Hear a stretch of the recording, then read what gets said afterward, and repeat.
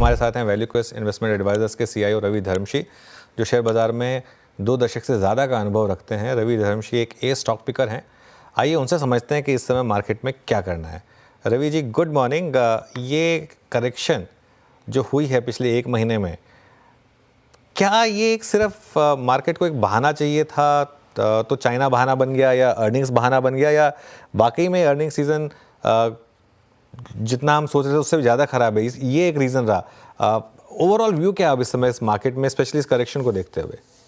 Good morning Anuj and good morning to all the viewers. I think काफ़ी time से valuations के डर तो लगे हुए ही थे मार्केट में, and to top it up थोड़े बहुत हमारे हाई फ्रीक्वेंसी लीड इंडिकेटर्स जो हैं वो भी स्लो डाउन दिखाने लगे हैं, एंड थोड़ा बंचिंग अप हो गया है आईपीओस का, थोड़ा सा यूएस में बॉन्ड यील्ड बढ़ गए हैं। So there are few reasons and there is uncertainty about US election.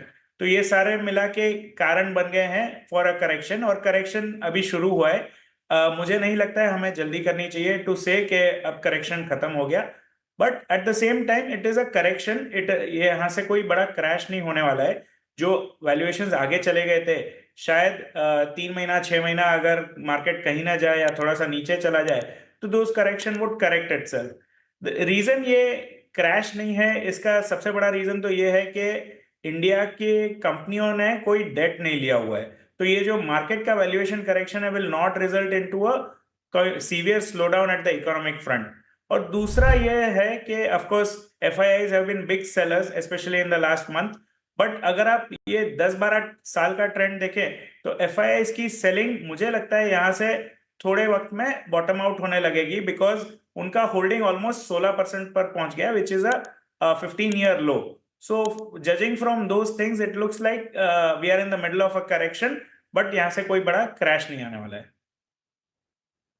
नहीं आने वाला है, लेकिन ओवरऑल अर्निंग सीजन पर अब क्या व्यू बन रहा है? क्या एक डर बैठ रहा है कि अगर फेस्टिव सीजन ही खराब की कमेंट्री आ रही है तो क्या मार्केट में करेक्शन डीपन भी हो सकती है, बड़ी भी हो सकती है correction? I think lot of the companies, काफी कंपनियों ने जो कमेंट्री दी है वो काफी वीक है, डाउनवर्ड रिवाइज किए हैं guidance. So from that perspective ये जो हम एक अगले क्वार्टर में ये बता रहे थे कि गर्मी की वजह से और इलेक्शन की वजह से ये स्लो डाउन है, बट ये जब फेस्टिव सीजन में भी कंटिन्यू हो रहा है तो इट इज डेफिनेटली चिंताजनक बात है। और ये मेरे हिसाब से ये यूं इसलिए हो रहा है कि आरबीआई ने लिक्विडिटी टाइट रखी हुई है। आई थिंक ये जो आरबीआई ने डिले किया है रेट काटने का, probably it is going to lead to some more slow down, and मुझे लगता है RBI is behind the curve. They should be proactive in easing liquidity as well as cutting interest rates. But Ravi ji, मतलब ये आपने interest rate की जो बात की और आरबीआई के एक्शन की जो बात की, लेकिन यूएस में तो रेट्स घट गए। हालांकि वहाँ पे जो इलेक्शंस की अनसर्टेनिटी वो है, बट अल्टीमेटली मेरा प्रश्न ये है, जो हमारी आईटी कंपनियां वहाँ से सबसे बड़ा अपना आय लेके आती है, रेवेन्यू लेके आती हैं, उनका ये अर्निंग सीजन आपको लगा कैसा? कल तो 10% के रिएक्शंस थे स्टॉक्स पे।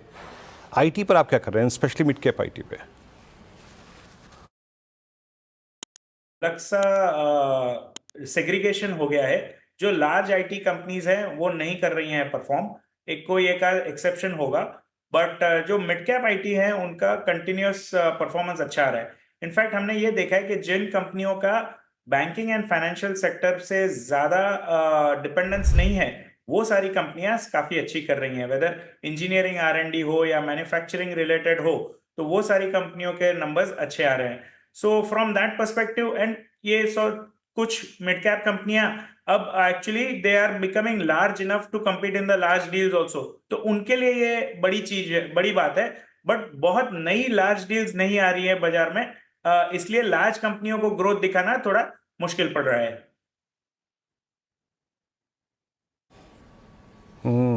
आईटी पे रवि जी का ये टेक। अच्छा, अब फाइनली मैं बात करूंगा उस स्पेस की जो कि पिछले 3 महीने से थोड़ा सा कमज़ोरी के दौर से गुजरा है। रवि जी, जिस स्लो डाउन की बात कर रहे हैं आप, लिक्विडिटी टाइट का इम्पैक्ट जो आप बात कर रहे हैं, उसका असर ऑटो पे तो पड़ा ही है। उनकी इन्वेंट्रीज की चर्चा हमारी लास्ट डिस्कशन में भी हुई थी। अब इन प्राइसेस पे आपका व्यू क्या है, जो करीब करीब 10, 12, 15% की शेडिंग हुई है ऑटो में, स्पेशली पैसेंजर व्हीकल सेगमेंट में?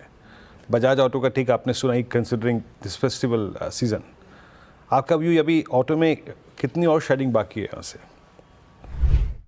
नहीं, I think auto is facing multiple headwinds. एक तो प्राइसिंग थोड़ी ज्यादा हो गई है, दूसरी ये जो ईवी की तरफ जो ट्रेंड जा रहा था वहां पर सब्सिडी कम हो गई है, तीसरा हमारा ये इंटरेस्ट कॉस्ट जो एलिवेटेड है, और चौथा जो रूरल कंजम्पशन काफी टाइम से सफर हो रहा है। All these things combined has led to auto slow down. So मुझे नहीं लगता है कि कोई जल्दी में यहाँ पर रिवाइवल होने वाला है। फॉर दैट पहले तो इंटरेस्ट रेट कट होने होंगे, थोड़ा सा रूरल का रिवाइवल थोड़ा और तेज होना पड़ेगा before we can even think about any kind of revival in the auto sector. वैसे मार्जिन फ्रंट पे ठीक ही कर रहे हैं, ऐसा कोई मेजर इशू नहीं है। So it is only about volume growth, and volume growth will come back when the broader based economy revives. Okay.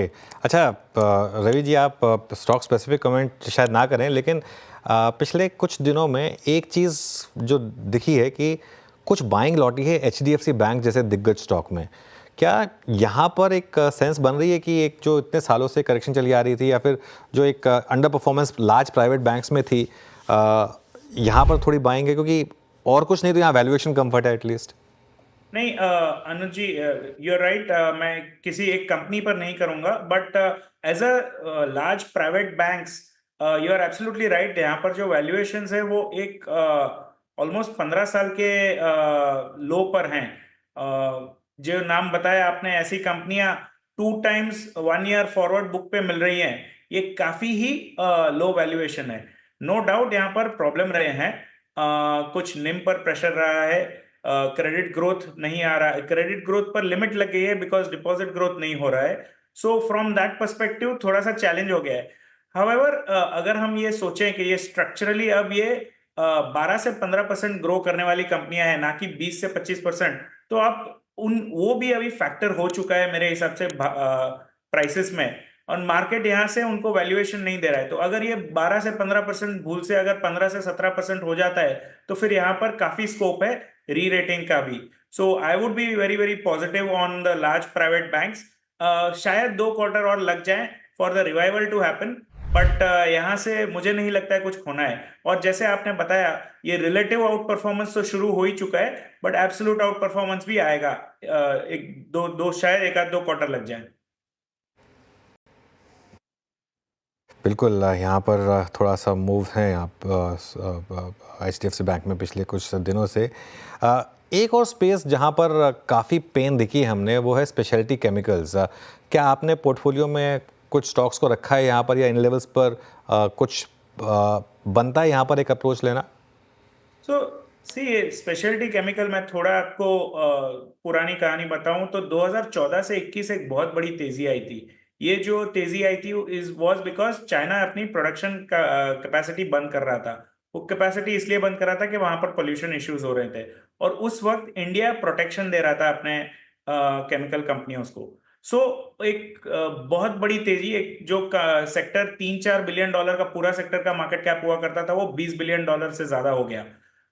अब यहाँ पर हमने गलती ये कर दी कि ये माना हमने कि वो जो प्रोटेक्शन जो इंडिया दे रही है वो लंबे अरसे तक चलेगी, बट वो 5-7 साल का विंडो होता है। Finally we are answerable to the WTO, तो वो प्रोटेक्शन चला गया। और दूसरा, चाइना प्रोडक्शन बंद कर रहा था रेसिडेंशियल एरिया में to open them up in the non residential area, तो वो सप्लाई फिर से आ गया। तो पिछले 2 साल में जो हमने देखा है कि चाइना से काफी डंपिंग हुआ है, जिसकी वजह से स्प्रेड्स कम हो गए और काफी मार्जिन पर हिट आई है सारी कंपनियों की। तो ये एक तरह से काफी बुरा वक्त चल रहा है for all speciality as well as commodity chemical companies. But now we can say that most of the bad news is probably known. I won't say it is in the price, but पता है कि ये time खराब चल रहा है। और ये जो अगली तेजी चली थी वो एक ब्रॉड बेस थी। अब शायद यहाँ से मोर स्टॉक स्पेसिफिक तेजी आएगी, and you will have to be picky and choosy about it. अगर आप देखें तो स्पेशलिटी केमिकल में भी अलग अलग सेगमेंट होते हैं। फार्मा इंटरमीडिएट्स होते हैं, एग्रोकेमिकल इंटरमीडिएट्स होते हैं, या कोई और इंटरमीडिएट्स होते हैं। सो फ्रॉम दैट पर्सपेक्टिव हमें फार्मा इंटरमीडिएट्स बेस्ड कंपनीज और भी अच्छी लग रही हैं और लगता है वहां पर तेजी चलेगी, बट जो एग्रोकेम है वहां पर अभी भी रिवाइवल नहीं हो रहा है। सो एक कंस्ट्रक्टिव व्यू है to start looking at the space, but it is not के यहाँ पर सब कुछ चल जाएगा। ओके, केमिकल्स पे एक चर्चा हुई यहाँ पे। अच्छा रवि जी, फाइनली एक आपसे प्रश्न, एक ऐसे स्पेस पे जो कि इस अर्निंग्स सीजन में अब तक का सबसे मेरे ख्याल से डिजास्ट्रस स्पेस रहा है। एक क्वार्टरली अपडेट्स में एफएमसीजी कंपनियों के स्पेशली डाबर वगैरह जो अपडेट्स दिए थे, एक सेंस मिल रहा था कि ये कमज़ोर क्वार्टर रहेगा, बट फाइनली नंबर्स में उनके मार्जिन्स और वॉल्यूम्स ग्रोथ सब इस बार काफ़ी इम्पैक्टेड नज़र आ रही है। आपने कैसे रीड किया एफएमसीजी के इस डिप को, और इसे स्टेबल होने में कितना वक्त लगेगा अभी, और क्या ये ग्रैब करने लायक है प्राइसेस? सी अगर आप देखें तो it is important to understand कि ये गवर्नमेंट का रुख कैसा रहता है। सी इस गवर्नमेंट ने पिछले 10 साल से हमेशा सप्लाई साइड रिफॉर्म्स पर जोर दिया है, कभी डिमांड स्टिमुलस पर जोर नहीं दिया है। सो हम इन्फ्लेशन नीचे लाने की सोच रहे हैं, हम फिस्कल डेफिसिट नीचे लाने की सोच रहे हैं, तो ये सारे anti consumer kind of moves हैं। तो अगर कंज्यूमर में तेजी आनी है तो we will have to see some amount of letting go of from the government side as well as from the RBI side in terms of liquidity as well as in terms of fiscal deficit. So from that perspective अभी तक यहाँ पर बहुत बड़ी तेजी का माहौल बना नहीं है, पर ये मेरा मानना है कि ये अगले 1 से 2 साल में ये चेंज होगा। बिफोर वी हेड इनटू 28-29, जबकि अगले लोकसभा इलेक्शन आएंगे, we would want the economy to be booming, and especially booming for the people at the lowest strata of the economy. तो ये जो पोस्ट कोविड एक के शेप रिकवरी आई थी, इससे जो भी एसेट ओनर्स हैं उनको फायदा हुआ है। अगर आप कंपनियां ओन करते हैं, मार्केट में पैसा लगाते हैं, रियल एस्टेट है, आपके पास गोल्ड है, तो आपने ठीक किया है। पर अगर आप सिर्फ इनकम अर्न करते हो और कहीं इन्वेस्टमेंट नहीं करते, तो आपका actually spending power, purchasing power कम हो चुका है। So you need some amount of जो ट्रिकल डाउन इकोनॉमिक्स कहते हैं, कि ये जो कंपनियां अच्छी करेंगी तो उनको जॉब अच्छे क्रिएट होंगे, जॉब क्रिएट होंगे और वेज ग्रोथ होगा, तो स्पेंडिंग आएगी इकोनॉमी में। तो ये जो ट्रांजिशन होना है इकोनॉमी का, वो अगले और 4 से 6 क्वार्टर लगेंगे, ऐसा मेरा मानना है, बट वो होना चाहिए। It would be very unfortunate if it doesn't happen, but मेरा ये मानना है कि एक बार हम 4.5% फिस्कल डेफिसिट की तरफ पहुंच जाएंगे, फिर ये गवर्नमेंट शायद वहां से बहुत एग्रेसिव ना हो in terms of reducing fiscal deficit. And once this credit deposit ratios of the banks also normalize a little bit more, then RBI will also loosen its liquidity, and then we will probably see, and the concerns about inflation of course are become more subdued, then we will see some amount of stimulus being given to the economy, and that should be the start of a consumption cycle in India. But ये conditions अभी तक ripe नहीं हुए हैं अभी तक।